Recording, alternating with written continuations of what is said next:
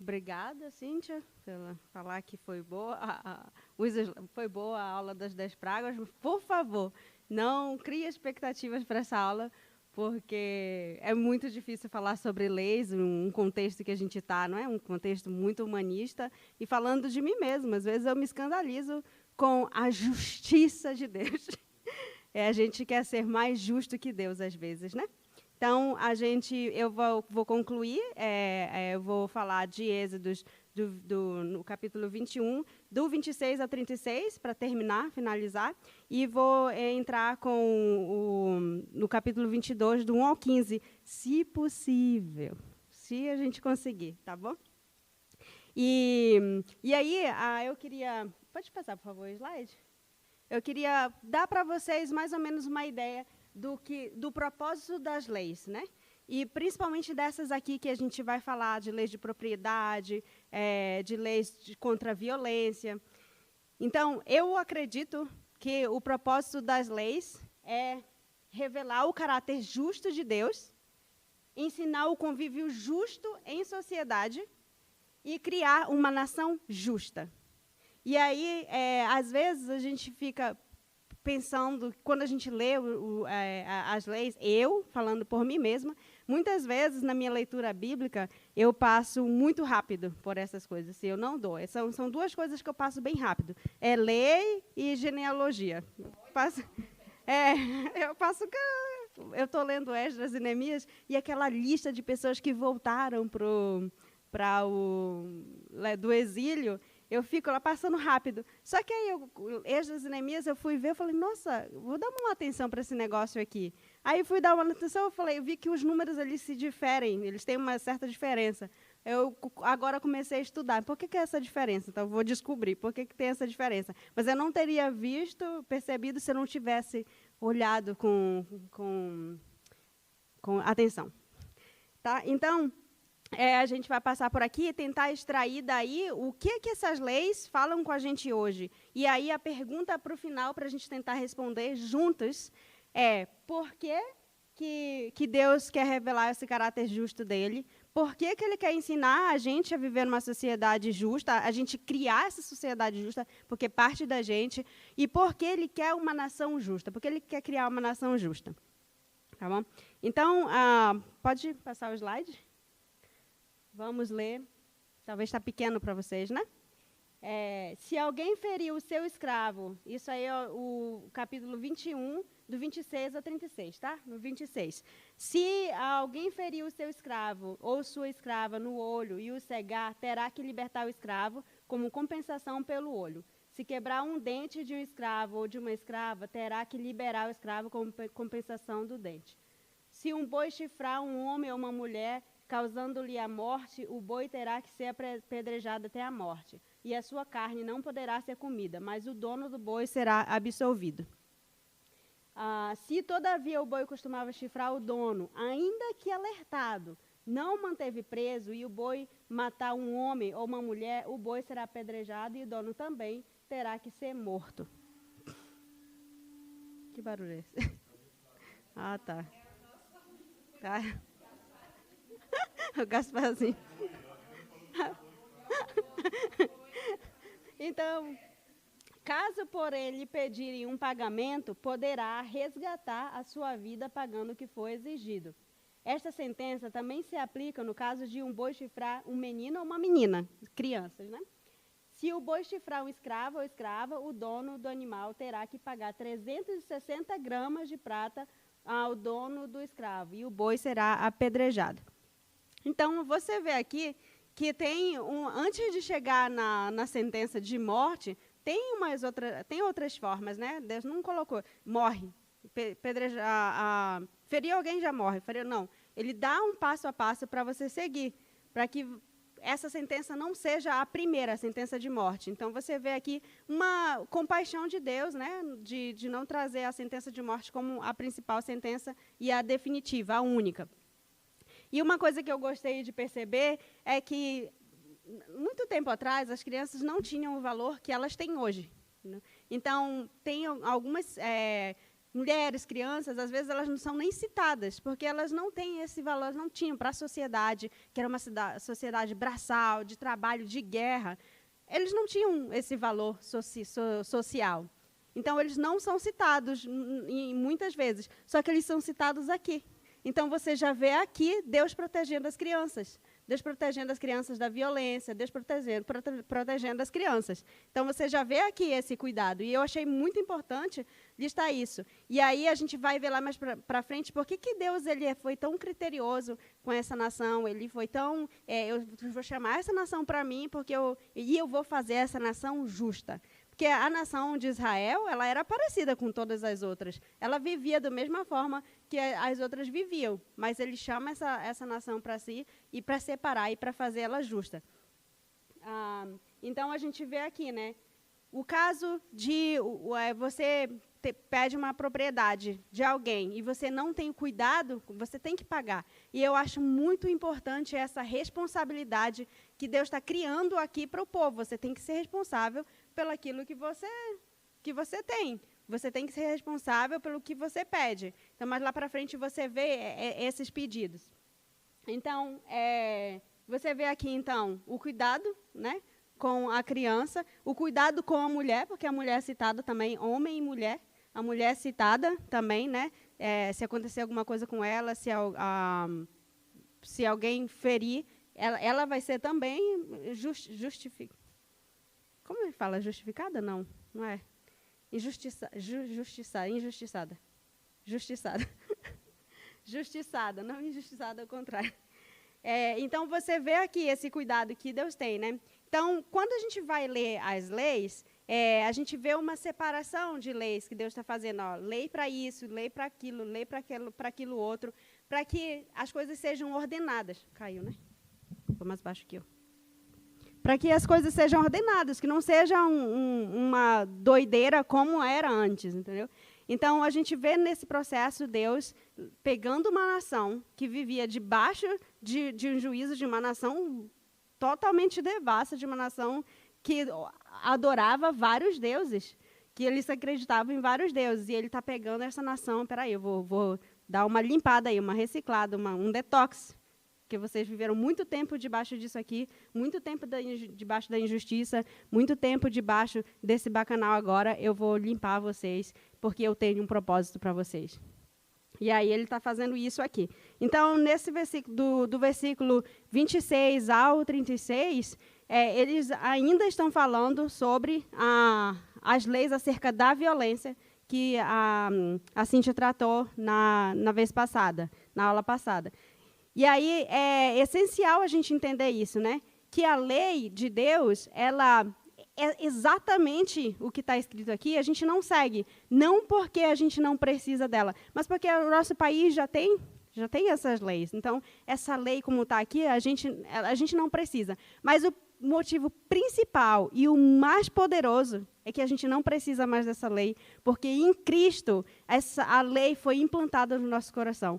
Então, quando a gente lê essas coisas aqui, a gente fica, mas como alguém poderia fazer isso? Mas por que alguém faria isso? Porque essa lei, esse princípio de cuidado do outro, ele está no nosso coração com o Espírito Santo por causa da morte de Cristo. Porque Deus cumpriu a lei, porque Jesus cumpriu a lei, essa lei ela está no nosso coração. E louvado seja o Senhor por isso, porque de outra forma a gente precisaria disso aqui, de leis severas, para a gente poder andar, né, direitinho. E aí a gente vê Deus aqui ensinando essas leis, como um pai, como ensina um filho, né? Que desde criança ele vai ensinando o seu filho do que fazer, do que não fazer. Quando há um certo tempo, para algumas pessoas, a gente não precisa mais que os nossos pais nos falem o que tem que fazer, o que não tem que fazer, porque aquela lei foi implantada no nosso coração, foi ensinada para a gente. Então a gente segue. Eu mesmo sigo princípios que a minha mãe me ensinou muito, muito cedo, entendeu? E isso está implantado, eu sigo assim, sem nem perceber essas coisas. E aí, agora, voltando para casa, passando um tempo, eu percebo que isso é familiar. E aí eu penso, nossa, eu tenho o mesmo princípio que a minha irmã, tenho o mesmo princípio que o meu irmão. Por quê? Porque foi implantado no nosso coração pelos nossos pais. E aí, Deus está fazendo isso, Deus está instruindo o seu povo para que o seu povo ande de acordo com essa justiça que ele está querendo ensinar aqui, que ele está revelando. Então, a gente vê, né, que ele tem o cuidado com a propriedade, né, animal, ele tem cuidado com os animais, a violência contra o animal. Olha só, violência contra o animal. Ele tá tendo cuidado aqui na lei. Ele está tendo cuidado aqui com as mulheres e os homens e está tendo cuidado com as crianças. Então, ele abrangeu todo aqui a lei contra a violência, mas a lei contra a violência animal, lei contra a violência infantil, lei contra a violência contra a violência normal, né? E por que não doméstica? Por que a gente não pode pensar dessa forma também, contra a violência doméstica, já que ele inclui homem e mulher no contexto doméstico? Então, a gente pode pensar que Deus está cuidando não só do nosso espírito, mas do nosso corpo também, de quem a gente no total, não é? Às vezes, quando a gente pensa em servir a Deus, em santidade, a gente leva muito para o espiritual, né? A gente tem muito essa vou ser santo. Aí, quando a gente pensa em santidade, a gente primeiro já pensa logo em tirar a gente total da sociedade que a gente está. Já é santo, porque a gente entende que separado é como os puritanos fizeram, né? Não que eu não gosto dos puritanos, mas tem algumas coisas assim estranhas. Mas tirar da sociedade, viver ali numa comunidade, então a gente já entende como isso, separado. Mas ele está falando, quando Deus fala em santidade, ele é tudo. Então, quando você vai para Gálatas e vê aquilo ali, o que é santidade, o que ele quer, não são coisas só do espiritual, são coisas do seu corpo também. O que ele quer que você faça, o cuidado que você tem que ter com o seu corpo. Então, esse corpo físico aqui, ele também é importante para Deus, ele também tem a sua importância, e a gente também tem que cuidar, e a gente vê Deus protegendo esse corpo físico na palavra dele. E aí a gente termina essa parte, né, da lei acerca da violência e passa para leis acerca de propriedade. Tá? Então, comigo, eu vou tentar ir até o 15, aí a próxima... Que pessoa se embanando aqui, nessa que está mais... Eu peguei o mais fácil. Tá. Pode passar para isso. Lei sobre propriedade. E, gente, eu acho isso aqui, lei sobre propriedade, uma coisa tão legal, porque tem muita gente sem noção, né? E no nosso meio tem gente sem noção, né? E a gente fica assim... Às vezes você empresta algo para alguém, por exemplo, eu emprestei um livro, muito, muito legal esse livro de John Piper, A Providência de Deus. Muito lindo esse livro, gostei muito. Até hoje eu não sei para quem eu emprestei e não sei onde está o livro. E é um livro que me abençoou, e um livro que eu gostaria de continuar tendo, porque quando eu tinha, de vez em quando eu ia lá, né, nos capítulos que eu queria, e aí a pessoa não devolveu. Entendeu? E eu fico assim, gente, tem gente muito sem noção, que parece que não sabe o convívio em sociedade. Mas Deus é um Deus justo, e Deus é um Deus organizado, e Deus é um Deus social. Então, Ele quer ensinar a gente a viver em sociedade, e, principalmente, Ele quer ensinar a gente a viver numa sociedade e que a gente produz a justiça nessa sociedade. Então, um dos motivos, né, já está respondendo, que ele está ensinando tudo isso, é porque ele quer que a gente crie uma sociedade justa, que a gente, com os nossos ensinamentos a partir dele, a gente crie uma sociedade justa. Mas, irmãos, olhando para o contexto que a gente vive, será que o contexto evangélico, e infelizmente eu vou ter que colocar a gente no balaio, que às vezes dá vergonha, às vezes, de falar... será que a gente promove a justiça no mundo, onde a gente está? Ou a gente promove separação? Ou a gente promove contenda na sociedade? Ou a gente promove partidarismo na sociedade? Então, será que a gente vai ter que voltar para essa lei aqui? Será que a gente não está prestando atenção na lei que foi implantada no nosso coração por meio de Jesus Cristo? Então, são coisas que, lendo a lei, a gente precisa retomar. Nossa, eu fui chamado e eu fui doutrinado por Deus para viver numa sociedade justa e para gerar essa sociedade justa. O que está acontecendo no meu meio que eu não estou promovendo isso? Como que eu posso começar a promover essa justiça? Então, aqui nas leis de propriedade, né? Se alguém roubar um boi ou uma ovelha e abatê-lo ou vendê-lo, terá que restituir 5 bois pelo boi e 4 ovelhas pela ovelha. Vale a pena viver numa sociedade? Vale a pena roubar nessa sociedade? Não vale. Então, antes de roubar, a pessoa vai pensar, nossa, se eu for descoberto, eu vou ter que pagar 5 ovelhas, 4 ovelhas, 5 bois, não vai ter como. Então, eu prefiro ficar com uma ovelha só minha aqui. Então, não tá valendo a pena, não. Mas essa sociedade que a gente vive hoje, está valendo a pena? A maldade, o mal, para aqueles que não têm a lei implantada no coração, vale a pena para eles. Porque eles não sofrem a justiça, a penalidade. Então, vale a pena a violência, vale a pena roubar, vale a pena a maldade, porque eles não estão sofrendo a punidade pelos seus erros, pelos seus pecados. Mas nessa sociedade aqui, não estava valendo, não. A única coisa que valia a pena mesmo era obedecer. E mesmo assim, o povo ainda dava um jeito. Mesmo assim, eu ainda dou um jeito de não obedecer. Ainda dou um jeito de, Deus, eu quero as coisas agora, eu quero as coisas... Gente, o nosso coração realmente... às vezes, em todo esse processo que eu estou aqui, quando as pessoas falam assim, no tempo de Deus, mas eu queria agora. Eu penso, mas eu queria agora, não quero o tempo de Deus. Talvez o tempo de Deus está muito... Eu sei que o tempo de Deus é melhor, mas porque eu quero as coisas agora? Não, mas não tem problema se for agora. Pode ser agora, não pode? Eu falo isso no meu coração, gente. Não sei se vocês também fazem, mas... E aí eu fico assim, meu Deus, como eu tenho um coração sujo, entendeu? Como eu tenho um coração que realmente precisa... todos os dias ser entregue a Ti e com humildade, Deus, eu acordei, transforma o meu ser hoje, transforma o meu coração hoje, para que eu possa andar de acordo com a Tua vontade, com a Tua justiça.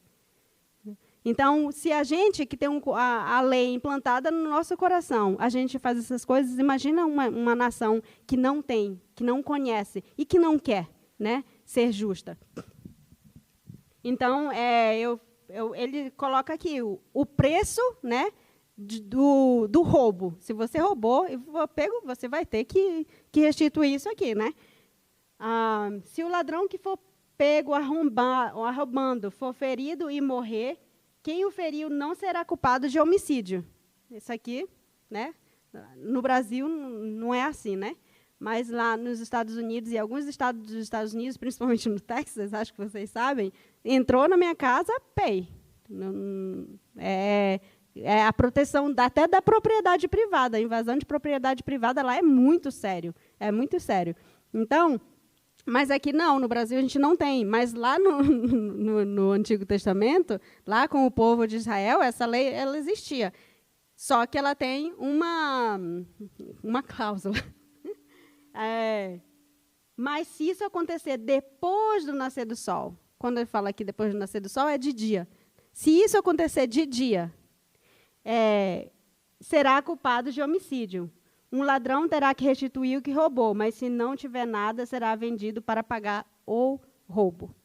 Então, quando o entendimento era que se acontecia à noite, era legítima defesa. Eu não podia, o que eu podia fazer? À noite é rápido, eu não consigo ver, não consigo falar nada, o que eu posso fazer para proteger a minha família é matar mesmo o ladrão.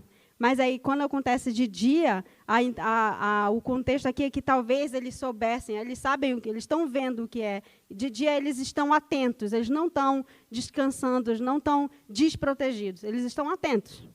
Então, você estava atento. Por que você fez isso? Por exemplo, Nil. Caramba, uma voz do além. Eis-me aqui, Senhor.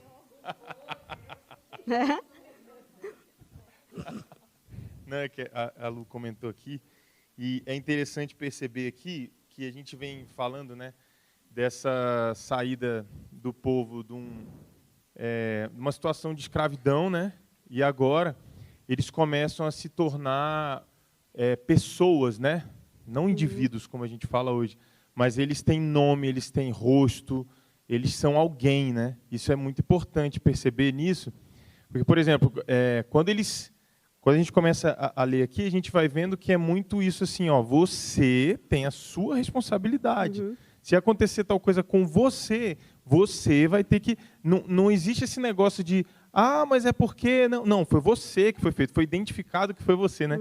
E isso é muito legal. A Lu falou assim, se o cara chega na casa de alguém à noite, não sabe se ele vai só roubar ou se ele vai matar, né? Então, assim, não tem como identificar quem foi. Não é como nos Estados Unidos, mas tem algum dispositivo, eu vou até procurar, você sabe, invasão à noite, porque é justamente esse princípio que a Nil trouxe para nós, que até hoje, pode não ser aqui como Texas, mas você tem esse resguardo, você está na sua casa e é invadido, tem. E até para que a justiça seja feita, uma diligência policial não pode entrar na casa de alguém antes de 6 da manhã, e por aí vai. Isso pode parecer muito natural para nós, mas nessa época, como a gente tem falado nas últimas aulas, era totalmente humanitário e desproporcional ao ordenamento jurídico das nações vizinhas. E antes de devolver o microfone, eu me lembrei de Zaqueu, né, que a primeira reação dele, né, pulando lá para o Novo Testamento, quando ele se encontra com a graça em Cristo Jesus, Jesus não precisou falar nada, confrontá-lo de maneira alguma, a resposta dele é espontânea. Eu vou devolver 4 vezes mais do que eu roubei de cada um. Né? Eu lembrei quando eu li que tinha que devolver 4 ovelhinhas. Né? Sim.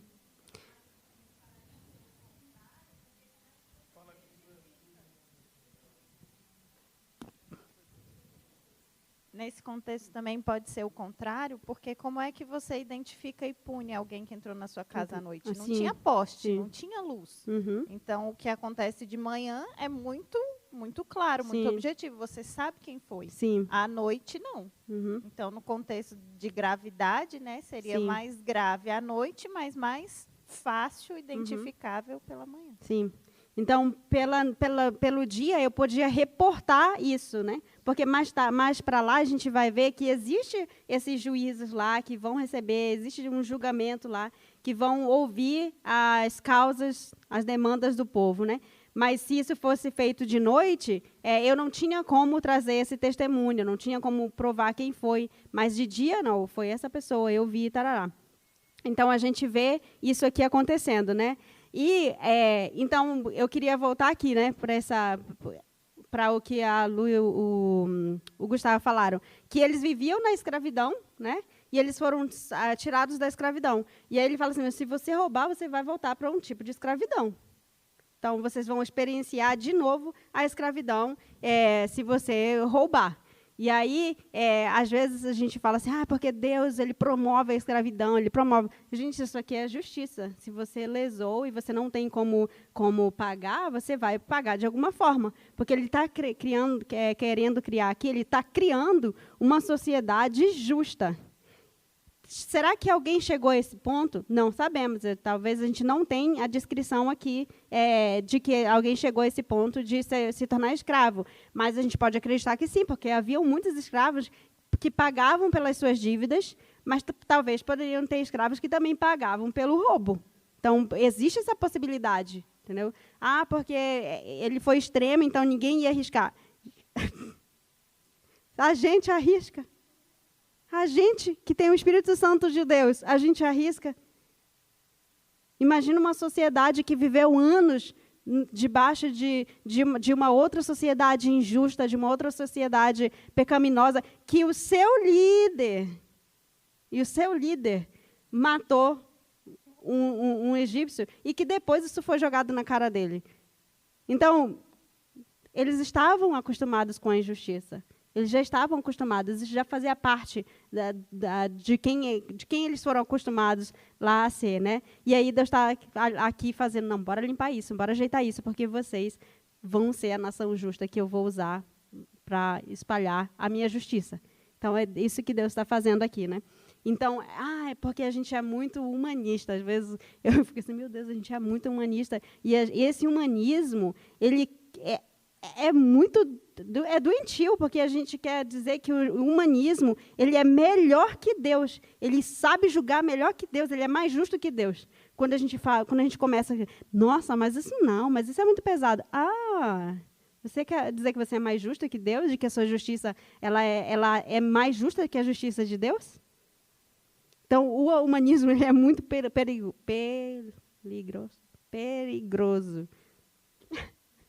Perigoso, misericórdia. Perigoso.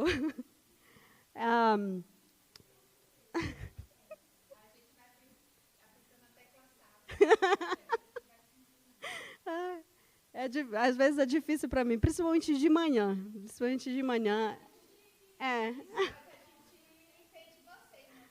Que bom, graças a Deus. Mas, gente, às vezes eu fico, assim, uma coisa. Às vezes, quando eu venho para o Brasil, as pessoas acham que eu falo com sotaque. E, às vezes, eu fico decepcionada quando a pessoa começa, por exemplo... Às vezes, eles querem colocar preços maiores para mim, achando que eu sou turista. Aí, eles, você pode me dar seu passaporte? Eu falei, mas eu sou brasileira. Aí, eu falei, esse preço aí é para brasileiro? Eu começo a falar, não, é que você tem um sotaque, assim... Aí, eu fico meio decepcionada, assim, não é possível.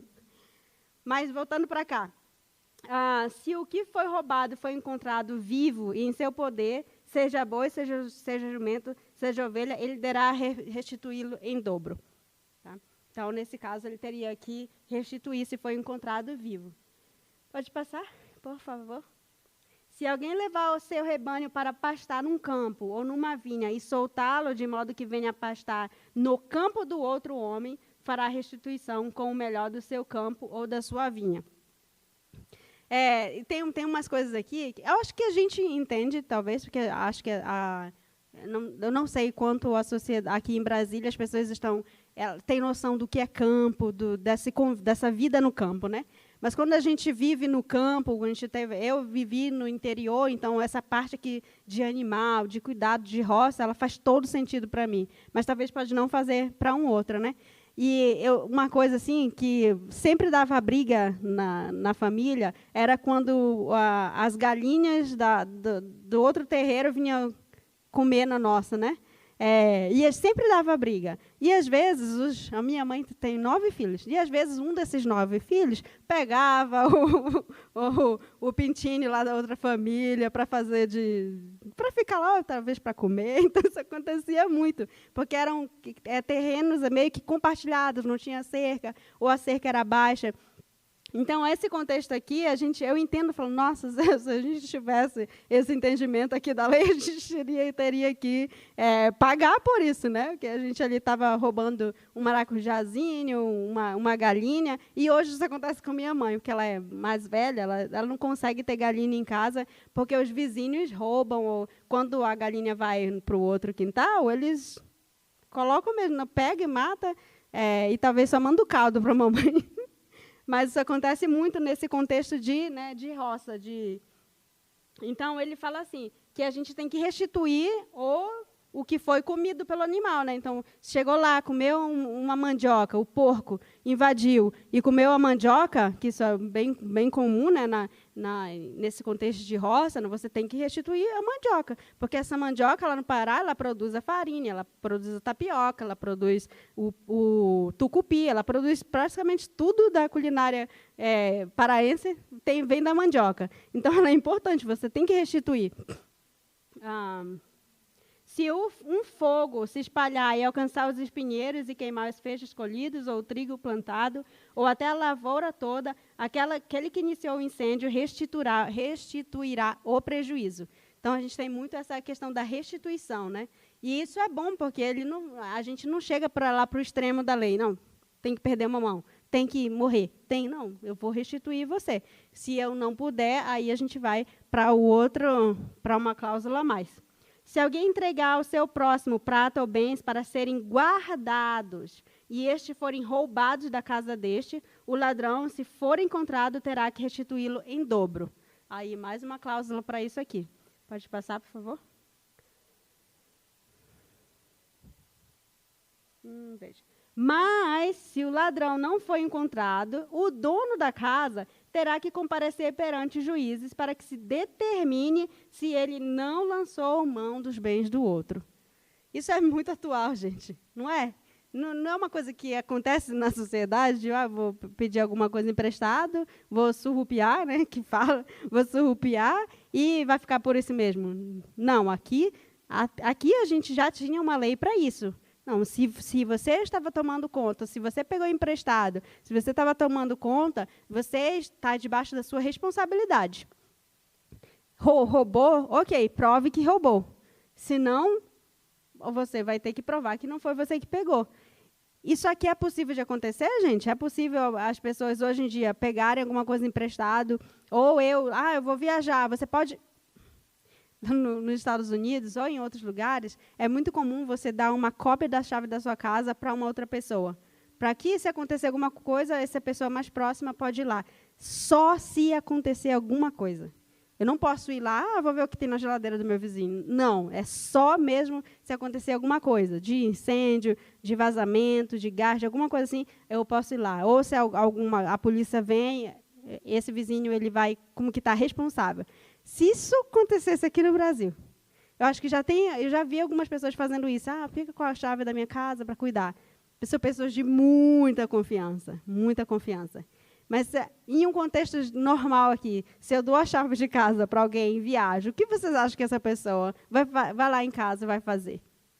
Então, a gente já tem, por si só, uma cultura brasileira que ela já é uma cultura assim, meio que passa pano, né? Que fala. Passa a mão em algumas coisas. Não, deixa, não tem problema. Foi só um jeitinho brasileiro.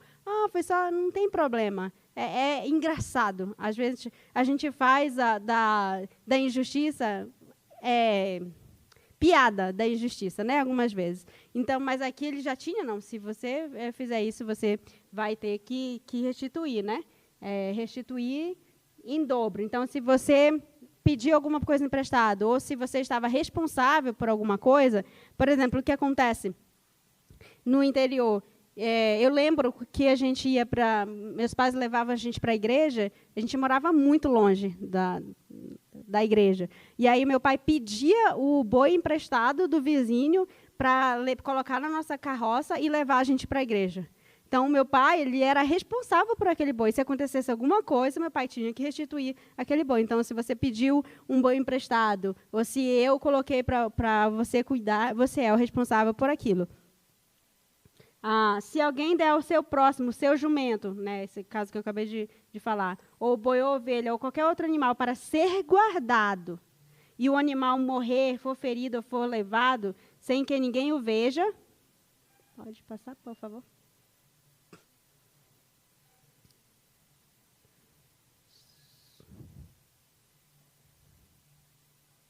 A questão entre eles será resolvida prestando-se um juramento diante do Senhor.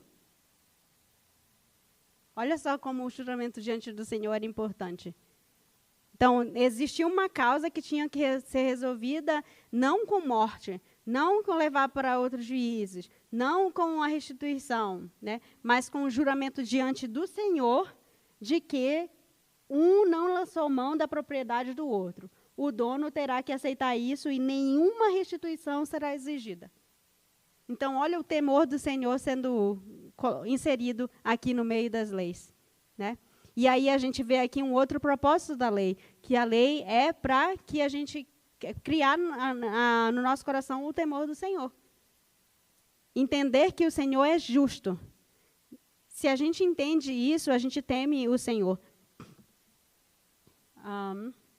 Mas se o animal tiver sido roubado do seu próximo, ele terá que fazer restituição ao dono. Se o animal for roubado, entendeu-se que ele não teve o cuidado que ele tinha que ter, né?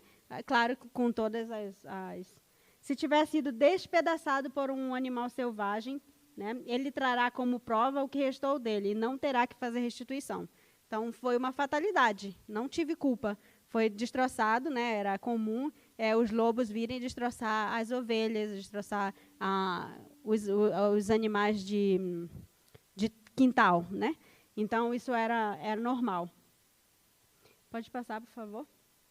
Se alguém pedir emprestado ao seu próximo um animal e este for ferido ou morrer, na ausência do dono, terá que fazer restituição. Mas se o dono estiver presente, o que tomou emprestado não terá que restituí-lo. Se o animal tiver sido alugado, o preço do aluguel cobrirá a perda. Então, quando se você alugou, né? Eu aluguei por exemplo, agora eu preciso praticar mais a direção, porque eu peguei a minha carteira de habilitação e nunca mais peguei num carro. Então, voltando aqui, eu preciso praticar. Aí, vou pegar um carro emprestado do meu amigo, né? Do Gustavo. Vou pegar o carro emprestado do Gustavo para praticar a direção. Se acontecer alguma coisa com esse carro, né, eu preciso restituir, eu preciso restituir o valor, né, desse carro. Por isso que eu não pego emprestado. Então, eu lembro que quando no seminário, tinha os missionários sempre davam os carros. Você quer ir, porque era muito longe, Palavra da Vida, lá norte, é muito longe de Belém. Você quer ir lá, pega o emprestado. E eles emprestavam mesmo, assim, com o coração. Primeiro que eu já não sabia, não tinha licença, sabia dirigir, mas não tinha licença, né? E eu falei, não vou não, muito obrigado, se acontecer alguma coisa com o seu carro aí, o que eu posso fazer? Não vou ficar sendo como escrava, de certa forma, uma escravidão da pessoa, né? Porque não vou ter dinheiro para pagar, não sei, nem começa a sensação. Então, nunca aceitei. Mas eu teria que pagar os custos desse prejuízo, né? Eu não posso só, desculpa, gente, isso acontece tanto no nosso meio. Isso acontece no nosso meio, porque a gente leva o favor, a gente toma vantagem do favor e da graça do outro, né? A gente, ele é irmão em Cristo, não vai se importar que eu quebrei isso, que eu quebrei o celular, que a minha criança pegou e rasgou a Bíblia dele, ou que quebrou o celular dessa pessoa, não vai se importar. Me desculpa, meu irmão. Gente, você tem que pagar por isso, pagar o prejuízo, que isso é um custo financeiro. Quem é que tem dinheiro, tem uns que tem, né? Mas sobrando, para ficar, leva aqui, quebra ali, quebra a câmera, quebra... Não, a gente tem que ser responsável pelo aquilo que a gente coloca a mão. A gente tem que ser responsável. E é isso que Deus está criando aqui. Uma sociedade responsável pela preciosidade do outro. Responsável pela propriedade do outro. Responsável pela família do outro. É isso que Deus está criando aqui. Uma sociedade que entende esse princípio de justiça e vive essa justiça. Aí o preço do aluguel cobrirá. Então, se eu falasse mesmo, Gustavo, eu vou pagar a autoescola, mas é muito caro a autoescola. Tu pode fazer para mim por mais barato? Aí ele faz lá o carro dele mais barato para mim enquanto eu treino. Mas se acontecer alguma coisa com isso, então o valor cobriria, né? Claro que hoje não, né? Hoje a gente não vai, mas não. Eu acho que isso aqui, nossa, mas na nossa cabeça, né? Caramba, ele poderia pagar não só o valor que ele tinha contratado, mas uma indenização na nossa cabeça, né? De justiça, de autojustiça. Então, você vê aqui Deus querendo. Passei 3 minutos. Rapidinho. Então, você vê aqui Deus cuidando da sociedade, uma sociedade que Ele quer usar como exemplo para as outras sociedades. E como a Cíntia falou na semana passada, tem princípios aqui na sociedade, tem valores na sociedade israelita que nenhuma outra tem. E que Deus fez de cuidado, que Deus cuidou, Deus estava cuidando, e que algumas sociedades até imitaram ali, mas porque eles não tinham o poder do Espírito Santo, o poder de Deus, porque eles não têm, eles acabaram desvirtuando para que fosse melhor para eles, né? Mas Deus está criando aqui uma sociedade que vai ser usada para ir para mais adiante. Eles acabaram de sair do cativeiro, e Deus está querendo alinhar essa sociedade conforme a sua vontade, conforme a sua justiça e o seu caráter, para depois eles saírem propagando isso. Pode passar, por favor? Então, a aplicação, né, para a gente tentar responder. Por que revelar o caráter justo de Deus? Por que Deus quer revelar o seu caráter justo? Alguém tem alguma ideia? Por que Deus quer revelar o seu caráter justo? Já fizeram essa pergunta? Isso é uma pergunta difícil, né? Porque, às vezes, quando a gente estuda, a gente só vai respondendo o que a gente já está ali. Mas por que Deus quer revelar um caráter justo para eles aqui, para essa sociedade? Quando a gente começa um relacionamento, qual é a primeira quando a gente está fazendo treinamento de construção de time, né, para ir para o campo, uma das primeiras coisas que a gente tem que focar é construir a confiança. E isso acontece naturalmente em um relacionamento a dois, em um relacionamento de família. A gente tem que construir essa confiança, eu tenho que confiar naquela pessoa. E a confiança, eu vou confiar naquela pessoa se eu sei quem ela é, se eu conheço o seu caráter. Então, Deus ele não está querendo só conformar fazer essa sociedade uma sociedade mais justa, mas Ele quer fazer com que a sociedade, com que o seu povo saiba que Ele é justo. Que Ele é justo. E que agora Ele está implantando essas leis para que essa sociedade, dentro dessa sociedade, eles vivem a justiça. Mas quando for mais lá para frente, esse povo ele vai dizer, Deus é justo. E Ele vai trazer a vingança para o nosso povo. Então, esse povo aprendeu quem Deus é, que Ele é justo e que Ele pede pela paga pelos seus erros. Então, Deus aqui, por que Ele quer revelar esse caráter justo para o seu povo? Porque Ele quer que o seu povo entenda que Ele é justo e que dentro da sociedade Ele vai executar a justiça, mas que se a injustiça vier de fora, Ele também vai executar a justiça contra aquele outro povo. Então, pode passar? Por que ensinar o convívio justo? O convívio justo. Por que Ele quer ensinar que a gente viva esse convívio justo? Que eu tenha responsabilidade pelos meus irmãos, pela propriedade dos meus irmãos, para que eu não haja com violência com os meus irmãos e com os de fora. Por que Ele quer isso? Porque Ele está aqui criando pessoas que vão propagar a sua justiça. É a sua justiça que Ele quer propagar, não é a minha justiça, é a sua justiça. Por que criar uma nação justa? Porque essa nação justa é a nação que a gente usa como exemplo para viver o Evangelho.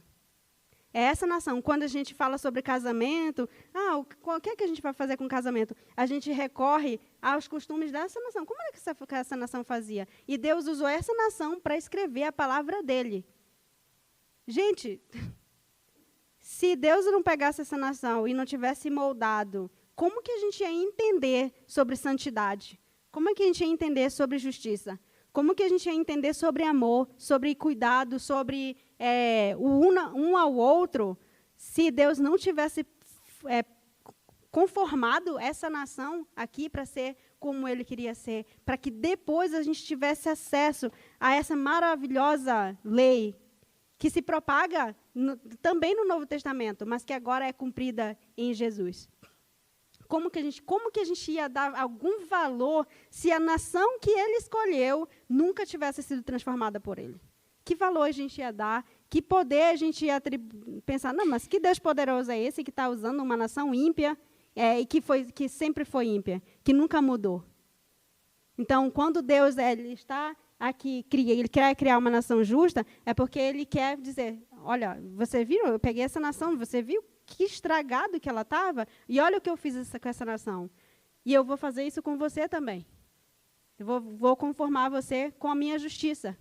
Então, esse é um dos motivos que Deus quer criar essa nação justa. E não só para propagação do Evangelho.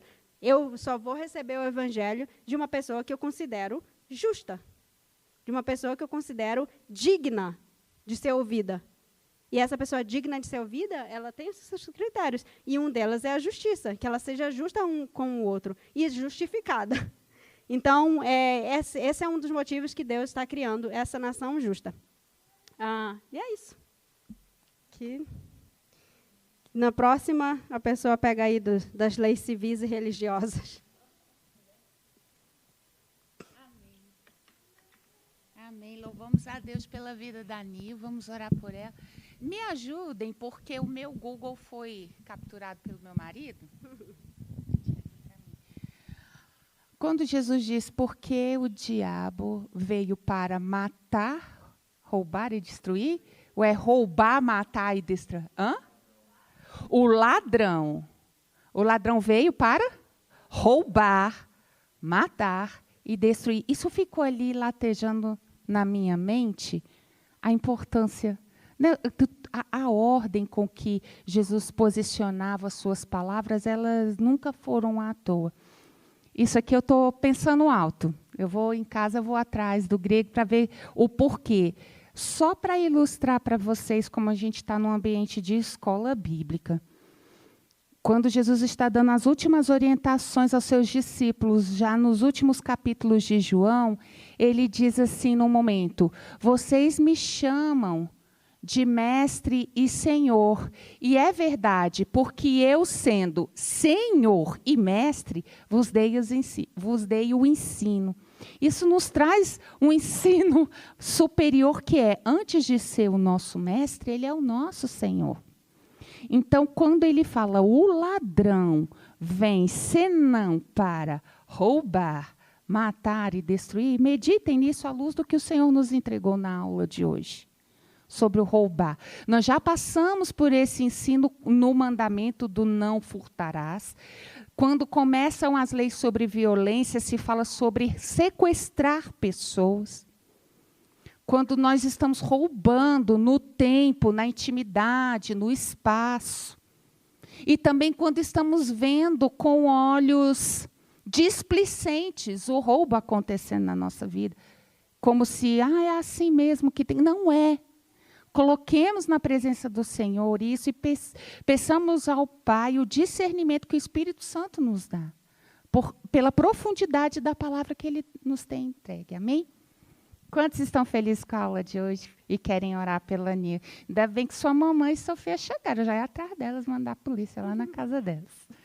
Vamos orar. E, mais uma vez, temos a oportunidade de abençoar a Nil com a nossa oração, pelo momento que ela está vivendo, pelo que ela tem aguardado aqui da parte do Senhor, estando aqui no Brasil conosco. Amém? Vamos orar, amado Deus. Te louvamos por tua palavra, pela vida de Danil, que sempre que está aqui conosco na Betesda, nos abençoa com seu carinho, com sua companhia, com seus braços na mudança, com as suas palavras de ensino na aula de hoje, cantando no louvor. Assim te pedimos que a tua boa mão não se aparte da vida de Danil, Senhor. Que o teu Espírito sopre conforme as autoridades precisem liberar a documentação e os caminhos dela, conforme a tua boa, agradável e perfeita vontade, sejam desembaraçados, Senhor. Essa é a nossa oração como família tua para Nil, como tua família para ela nessa manhã.